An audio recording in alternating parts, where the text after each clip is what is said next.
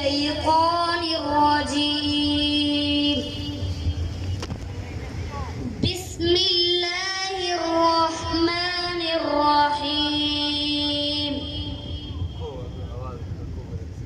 والذين يقولون ربنا هب لنا من أزواجنا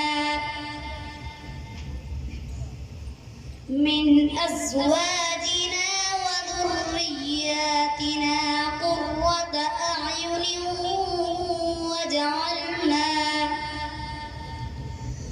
قرة أعين واجعلنا للمتقين إماما. أولئك يجزون الغرفة بما صبروا